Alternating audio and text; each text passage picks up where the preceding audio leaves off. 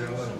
Então, vamos começar o ciclo de palestras. Agora o Marcelo Albuquerque, também ele é docente do CBPF, do Estado de Instrumentação Científica, e coordenador do Núcleo de Inovação Tecnológica do CBPF, e já foi coordenador também da nossa coordenação de atividades técnicas.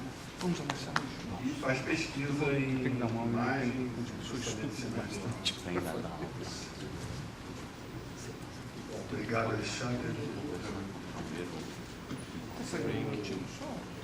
Também acho que esse evento é extremamente importante no CBPF. São dois temas que são muito importantes, que é o tema da instrumentação e da inovação, e que são eixos importantíssimos, como o próprio diretor acabou de falar. Enfim, eu pensando nessa discussão desse tema, me veio a seguinte reflexão. Quantos de nós, principalmente que trabalhamos aqui na instituição de ciência pura, de ciência básica, que é a pesquisa física, nos deparamos todos os dias, ou quase todos os dias, com conhecidos ou pessoas que nos conhecem e perguntam assim, mas você trabalha com uma questão de física? Para que isso? Tem sempre aquela pergunta, por que isso? Para que isso? Por que fazer essa pesquisa? Então, ainda mais essa questão tão básica, ou uma questão tão fundamental. E isso, na verdade, tem dois aspectos que são muito importantes. Um aspecto que eu diria assim, uma coisa mais romântica, e outro aspecto um pouco mais aplicado. A pesquisa científica, então, ela tem mais a ver com o fato da gente querer aprender sobre a natureza do mundo que nos cerca. E esse aprendizado tem a ver da gente querer se entender como seres humanos. E a curiosidade que move um pesquisador, ele tem mais a ver com o fato de uma questão existencial, das nossas origens, da questão de como nós somos como seres humanos. E essa inquietude do pesquisador, qual o tipo de uso que a gente busca? Não tem sentido nenhum você buscar, porque é como uma pessoa que pinta um quadro, ou uma pessoa que escreve um poema. Qual a atividade prática de um quadro? Mas é óbvio que a gente sabe que tem utilidade. Então, a pesquisa científica pura, ela tem a ver com a gente se entender melhor como seres humanos.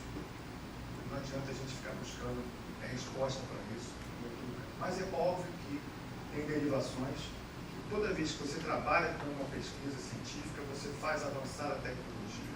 E aí é que entra a instrumentação. O que é instrumentação?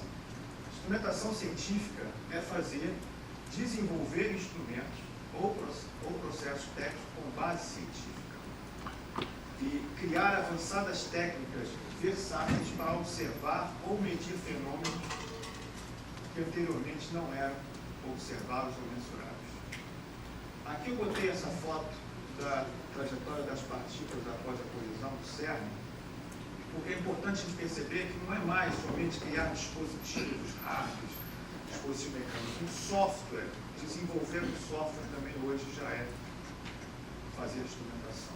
E quem se beneficia com a instrumentação científica? A própria ciência, porque daí eu vou trazer novos dados, você vai poder confrontar se esses dados representam bem o que você previu na sua teoria, ou se você vai ter que reformar a sua teoria para se adequar àqueles dados, e também a indústria. E se a gente fosse hoje pensar o seguinte, na história do mundo, qual um instrumento científico que a gente poderia falar assim, que é o mais famoso, ou um dos mais famosos? Eu falo isso no estudo que foi feito com um americano. O instrumento mais famoso é o computador. Ele foi concebido por um físico em Harvard na década de 40, final da década de 30, dos 40, do meio da guerra. E esse físico que resolveu um problema lá da pesquisa dele, não tinha menor interesse na época de fazer nenhum tipo de aplicação, de transformar isso, tinha que resolver um problema científico. E o que fez a diferença? Que ele levou essa ideia aos fabricantes da época, que eram especializados em máquinas de calcular e sistemas de cartões perfurados, ou seja, depois se transformou na empresa que a gente ficou conhecendo como uma das maiores empresas do mundo de computação, que foi a IBM, que continua até hoje. Evidentemente, se a gente traçar uma linha do tempo, como eu mostro aí, o computador revolucionou a vida da gente. A indústria de semicondutores, que começou lá no começo do século com físicos tentando entender as propriedades do átomo, desde o entendimento da mecânica quântica em 27, o primeiro transistor ali em 47, em 56 esses físicos que inventaram o transistor ganharam o prêmio Nobel, como falou o Scheller aqui, que alguns prêmios Nobel têm a ver com a parte de instrumentação. E se a gente pegar hoje, lá no começo da década de 70, o primeiro microprocessador com 2 mil transistores, e hoje em dia 7,2 bilhões de transistores. Bilhões, gente, não são milhões, não, são bilhões. O número de pessoas no mundo é quase o número de transistores que tem hoje dentro de um processador que está lançando isso. Aí eu falo assim, mas é só isso? Não. Se você pegar outro exemplo parecido, a parte de diagnóstico médico por ressonância magnética, quem inventou lá na década de 30 era para medir propriedades magnéticas de núcleo atômico, não tinha o menor interesse, nem estava visualizando onde tinha essa aplicação. A primeira imagem por RNN do ser humano em 1977. Vários, aí não foi só um prêmio, não, vários prêmios. 6. E hoje é muito comum a gente escutar pessoas do cotidiano, não são mais pessoas ligadas às ciências exatas, falar que a gente pode fazer ressonância, o médico fala para fazer ressonância, ou seja, eu poderia ficar horas aqui falando isso, da ciência pura para a aplicação. Na área de medicina, raios-x, a tomografia por emissão de pósito, materiais e biologias com radiação simples, semicondutores, toda a litografia, a microscopia eletrônica de varredura, todo o controle de processo industrial, softwares, o alto vácuo, produção, medição e manutenção, as técnicas criogênicas, as fibras ópticas, né, para comunicação, o próprio laser. Ali na indústria de óleo e gás, hoje você tem a broca que perfura para poder extrair petróleo, para poder fazer, já faz medidas de resistividade durante a perfuração. E medidas de ressonância magnética também durante a perfuração, para saber que tipo de material está ali. Vocês podem ser um laboratório de física em tempo real ali, fazendo a indústria utilizando. O que é importante entender disso daí? É que no momento que você está na atividade de pesquisa, não dá para você associar que aquilo que você está fazendo, o que vai gerar na frente, qual é a revolução que vai vir na frente. Só dá para saber que vai acontecer. Por isso que a gente defende que a instrumentação é um eixo importante da competitividade. Esse relatório, que a gente cita muitas vezes, um relatório da CAPES, de 2007, onde diz que Brasil, física para um Brasil competitivo, e a instrumentação é um eixo. Dominar a sua instrumentação científica faz do país um país que entende desde o começo a tecnologia, e é isso que a gente defende no CBPF, é a instrumentação para a competitividade. E a SBF em 2012, então, puxou esses dois eixos, que é como que você pode aproximar a física do mundo da indústria, fazendo mais instrumentação e fazendo laboratórios multiusuários. Então tem aqui os dois eixos que foram escolhidos pela SBF para aproximar a física da indústria. E por isso o CBPF já criou desde 2000, ou seja, antes da própria SBF falar, a gente já tinha essa visão, que era o mestrado profissional em instrumentação científica. Com a ideia de que o CBPF tem uma tradição nessa área. Né? Você vê aqui na década de 60, 50, 60, 70, toda a parte de instrumentação de acelerador linear, instrumentação eletrônica, dispositivos mecânicos foram feitos. Mas na década de 80 ali a gente fez um computador aqui no CBPF onde não se existia computador. Foi o sistema de aquisição de dados Macunaíma 2, onde ele controlou diversos instrumentos, fez medidas, muitas pessoas hoje formadas usaram eles para tirar sua tese, doutorado e mestrado. Em 2000, o sistema de deposição de magnéticos quânticos, que até hoje existe no grupo de biomateriais. Em 2012, instrumentação de neutrinos, e vai por aí que eu vou falar mais. Mas então a ideia, o que é desse programa? Formar profissionais que atuam em diversos segmentos do mercado de trabalho vinculados ao desenvolvimento de tecnologia de ponta. Esse desenvolvimento de processos de alta tecnologia, técnicas de medição de ponta e novos instrumentos são cruciais para a competitividade da indústria. É nisso que a gente acredita. Todo esse relacionamento com a indústria passa hoje por um órgão dentro da instituição, que é o Núcleo de Inovação Tecnológica, que é para fazer esse relacionamento entre o CBPF com o setor produtivo. E Esse grupo ele tem 3 áreas principais de atuação: toda assessoria de propriedade intelectual, a questão do entendimento, como é a lei para essa questão de relacionamento de uma instituição pública com o setor privado, ou seja, isso passa por diversos regramentos, e toda a parte de transferência de tecnologia, que é assim, como levar uma tecnologia do CBPF ou de outros institutos, isso é um órgão do Ministério dentro do CBPF, sediado aqui no CBPF. Eu separei aqui alguns exemplos de como o CBPF hoje trabalha com o setor produtivo. Nós temos projetos aí que eu vou passar rapidamente com a Petrobras, biomateriais com tentativas de relacionamento com algumas empresas para uso médico ambiental, ressonância magnética na micro e nanoscala, ciência dos materiais e nanotecnologia, dispositivos magnéticos, o Observatório Astronômico dedicado ao estudo dos fenômenos astrofísicos, que está desenvolvendo instrumentação em conjunto com empresas, o pessoal que trabalha com nanocatálise e nanomagnetismo, não vou falar muito extenso, mas vou dar exemplos de outros. A parte de biomateriais, isso é uma parte muito forte, tradicional do CBPF, que é o desenvolvimento de materiais para regeneração de tecido ósseo dentário. Então, esse grupo desenvolve esses materiais, fosfato de cálcio, compósitos de fosfato de cálcio e polímeros para revestimento em implantes metálicos. É um laboratório hoje que já está com todas as boas práticas já preparadas até para fazer uma acreditação. Isso custa caro fazer acreditação, mas o laboratório já totalmente preparado. Tem um videozinho aqui que depois pode ser visto na página do NIT ou na página do CBPF, está no YouTube, que mostra os desenvolvimentos do laboratório.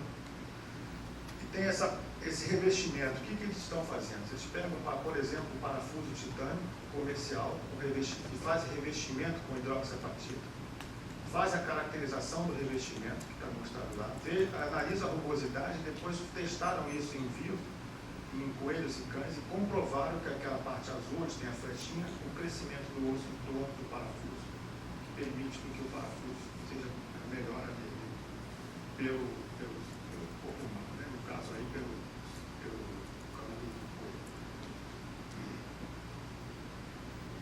Todo o instrumental para isso foi desenvolvido aqui. Nós vamos ter a palestra do Alexandre, que é um dos responsáveis pelo laboratório, e todo esse instrumental, inclusive tecnologias agregadas, como por exemplo, medida da taxa de deposição, isso nunca havia sido feito antes. Então foi desenvolvido aqui dentro do programa nosso de Estado Funcional.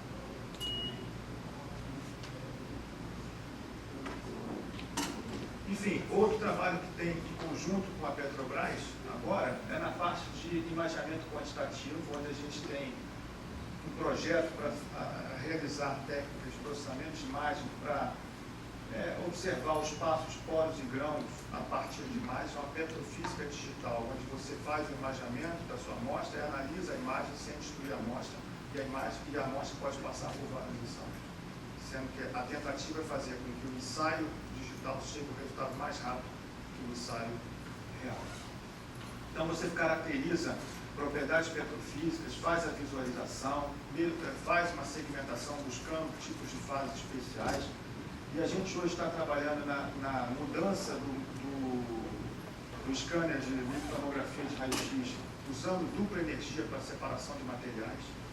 Isso é um trabalho que a gente está fazendo aqui no CBPF. E a simulação de processos a partir dos processos petrofísicos, a partir de dados de imagens em 3 dimensões.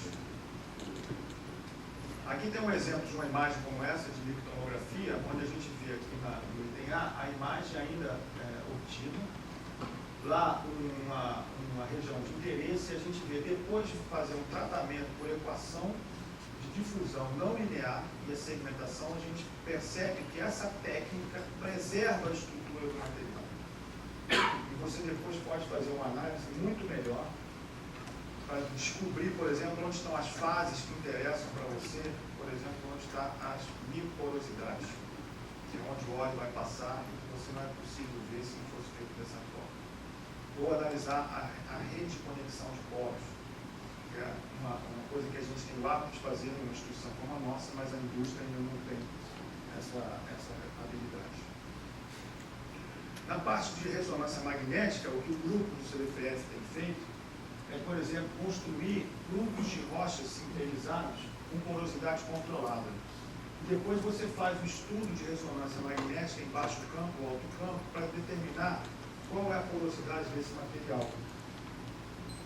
E aqui tem uma fotografia, uma imagem da microscopia de transmissão desse material que foi sintetizado com porosidade controlada e depois a medida por NMR, onde você consegue identificar se tem alta porosidade ou baixa porosidade. Isso foi uma tese do CBPF, um projeto do CBPF com a indústria e que está sendo aplicado hoje no Petrobras. Outra atividade interessante do CBPF é na parte de desenvolvimento de sistemas de ressonância de alta sensibilidade para as amostras nanômetros. Um grupo que tem esse desenvolvimento tem uma aplicabilidade direta na academia, que é o estudo de amostras na escala nanométrica para manipular sistemas quânticos, que já tem dado dissertações de mestrado nomeadamente, mas também tem um projeto de aplicação com a indústria para sistemas portáteis de ressonância magnética de alta sensibilidade, produzido no Lab Nano do CBC. Por falar em Lab Nano, o Lab Nano é o primeiro nanocenter brasileiro, é um laboratório do CBPF para desenvolvimento de nanotecnologia integrado no Sistema Nacional de Laboratórios de Nanotecnologia. Amanhã, na visita de laboratórios, vai poder se visitar esse laboratório, quem ainda não conhece. Ele é aberto à comunidade de ciência e tecnologia e tem várias possibilidades que se pode explorar no Lab Nano. Montar experimentos na escala nanométrica, realizar provas de conceito, produzir protótipos de dispositivos baseados em nanotecnologia e caracterização de nanomateriais, aliando alta resolução e alta capacidade analítica. Aí do lado, uma foto de nanocontatos sobre grafenos que foram fabricados por litografia de elétrons aqui no Lab Nano. Qual é a infraestrutura que tem o Lab Nano hoje? Tem sistemas para nanofabricação e litografia, sistemas de litografia por feixe de elétron, uma sala limpa, um areador de máscara e equipamentos para preparação de amostra para litografia e um laboratório de deposição de filmes finos, que é o que a gente está vendo aqui embaixo, que depois o Cristiano ainda vai dar uma passada melhor. E para a caracterização de nanoestruturas, um microscópio eletrônico de varredura analítico de baixo vácuo e um microscópio eletrônico de emissão de alta resolução e equipamentos de preparação de amostra para... Deixa eu fazer uma meia culpa aqui. A gente devia estar atualizando essa transparência. Não sei, nossa parque de equipamentos melhorou assim. Bom, a gente vai ter possibilidade o pessoal vai falar sobre isso. Enfim, outra atividade que o CBPF desenvolve com a indústria, que tem a ver diretamente com a ciência, é o projeto da Rede Telescópio Selinkov, que é para fazer o observatório dedicado ao estudo de fenômenos astrofísicos, que a gente vai ver em mais detalhe também numa palestra do CBPF. E qual é a atividade, então, do CBPF na parte de instrumentação aí? Foi o desenvolvimento do suporte dessa antena, onde foi feito todo o estudo estático de resistência e deformação dos designs e a caracterização do material e o tratamento térmico adequado para a aplicação. Esse dispositivo que foi feito, depois foi levado lá no Instituto Max Planck, em Munique, para ser feito teste de esforço. Isso desenvolvido e transferido esse conhecimento para uma empresa nacional. Do ponto de vista das altas energias, o CBPF participa do CERN, todo o desenvolvimento, a pesquisa científica que tem no CERN, e desenvolve então cintiladores, usando fibras que são de alta resolução, fibras ultra finas, para poder desenvolver detectores de alta resolução. E a gente sabe que desenvolver para o CERN, o André provavelmente vai falar mais detalhes sobre isso à frente, as empresas sempre estão conectadas com essas tecnologias e isso acaba se derivando muito mais rápido do que se produz nessas instituições do que aqui no nosso país. O projeto Marta e LAT também é de extrema importância, são dois projetos que é para medir com maior precisão componentes muônicas de chuveiros atmosféricos e identificar rolos individualmente. Isso é um desafio da ciência hoje. tem muito interesse da indústria nesse projeto de desenvolver instrumentação, como foi feito dentro do projeto PRG, que é o projeto anterior a esses dois projetos. O CBPF tem uma participação junto com o laboratório de LIP, de Portugal, na construção da estrutura, montagem e caracterização das placas, as câmaras de detecção e o odoscópio e o sistema de aquisição. Enfim, eu poderia ficar aqui horas falando de diversos projetos, mas eu só quero puxar de volta para a inovação para poder a gente concluir esse seminário. Inovação, então, é introduzir uma novidade ou aperfeiçoamento do ambiente produtivo e social que resulte em novos produtos, serviços ou processos. Eu diria que hoje o CBPF, como disse o diretor, ele já induz a inovação. Ele já faz inovação para os diversos projetos que a gente trabalha com a indústria. Alguns anos atrás a gente não fazia isso. Então acho que o CBPF hoje já é um instituto inovador. Mas nós estamos numa posição que eu acho que é interessante. Eu peguei aqui um TED Talk do empresário hoje, que todos vocês, se não escutaram, já vão escutar, mas é o empresário talvez mais famoso hoje do mundo, que fica na Califórnia. Ele é o fundador do PayPal, do Tesla Motors, que é o carro elétrico, que provavelmente vai ser o carro do futuro, e de todo o desenvolvimento com energia solar, de bateria solar, de sensores solares, né? E a fábrica de foguetes reutilizáveis. E é muito interessante o que ele coloca. O entrevistador pergunta: como uma pessoa foi capaz de inovar tanto assim? Qual é a sua diferença? E a resposta é: acho que uma boa forma para se pensar é a física. Raciocinar com princípios fundamentais. Em geral, o que quero dizer com isso é que traga as coisas para as suas verdades fundamentais. Quando você quer fazer algo novo, você tem que aplicar a abordagem da física. Física é imaginar como descobrir coisas novas que são intuitivas. Ou seja, aqui dentro é o que a gente faz todo dia. Como que o empresário que teve essa... Claro, está na Califórnia, é mais fácil. Porque quando a gente olha para a nossa dificuldade como país, a gente esbarra nisso que eu vou mostrar aqui. Inclusive, foi uma palestra que o secretário de Desenvolvimento Tecnológico e Inovação deu, que me trouxe para essa realidade aqui, que todo mundo sabe, mas ninguém nunca olhou no detalhe. Então, se a gente olhar a balança comercial por intensidade de tecnologia no processo produtivo, a gente sabe que ela é classificada com 5 formas, agrupada em 5 formas. Os grupos se distinguem por ter diferentes níveis de utilização de pesquisa e desenvolvimento na relação à produção.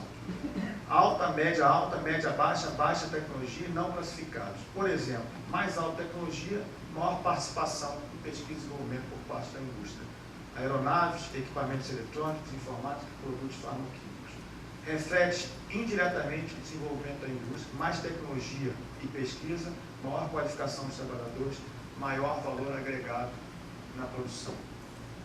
Isso é aquela ideia de que a gente, 1 quilo de satélite vale muito mais do que 1 quilo, que uma tonelada de soja. E se a gente olhar esses eixos separados da balança comercial, a gente percebe ali em cima, que é o gráfico de alta tecnologia, onde aqui em laranja são as importações e aqui as exportações, dados de 2015. Então a gente vê que o Brasil ele importa muitos produtos de alta tecnologia e exporta muito produto de baixa tecnologia. Então, esse é o nosso grande gargalo. Como fazer chegar alta tecnologia na nossa indústria. E aqui são os produtos que não são nem classificados com relação à alta tecnologia, a produtos tecnológicos. Então, a gente, quem está pagando a conta é a baixa tecnologia. E, para terminar, o que a gente acredita, então? O avanço científico vem associados aos novos instrumentos. E os instrumentos desenvolvidos para esse avanço científico podem, como eu mostrei aqui, e vão ter aplicações comerciais e industriais. O CBPF, então, ele está fortalecendo todas essas atividades. Mestrado profissional, laboratórios multiusuários e núcleo de inovação tecnológica. Para que a ciência básica produza mais desenvolvimento tecnológico, avançando no ramo tecnológico e gerando inovação. O último slide é só para mostrar, dentro do nosso plano diretor, que está vigente, que a gente aprovou tem um projeto estruturante que é a criação de um centro de inovação para a ciência. Esse centro de inovação é promover o desenvolvimento de tecnologias e instrumentos e promover a inovação articulada com o setor produtivo. Isso hoje é o eixo estruturante do CBPF. Enfim, era isso que eu queria apresentar. Obrigado a vocês.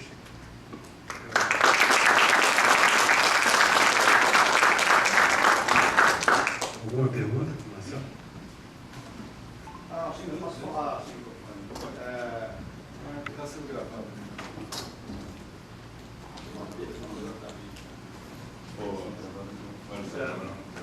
A questão importante é fazer, depois de fazer esse desenvolvimento tecnológico, é conseguir fazer isso a baixo custo também, para poder equilibrar aquela balança que você colocou aí, né?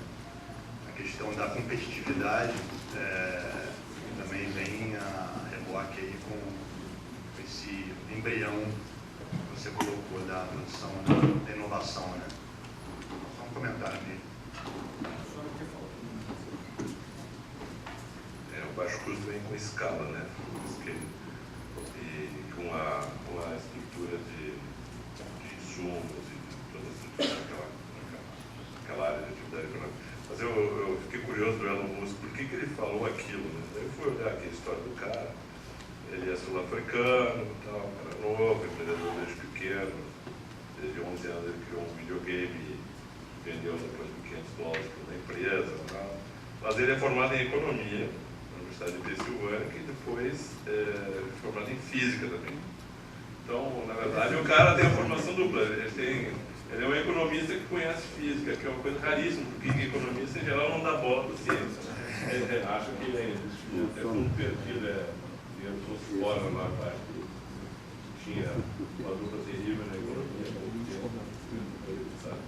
O pensamento Dilma no mercado sobre isso, e sabe agora no pensamento dos economistas sobre isso. Então é engraçado isso. Na verdade, a gente deveria fazer uma propaganda enorme.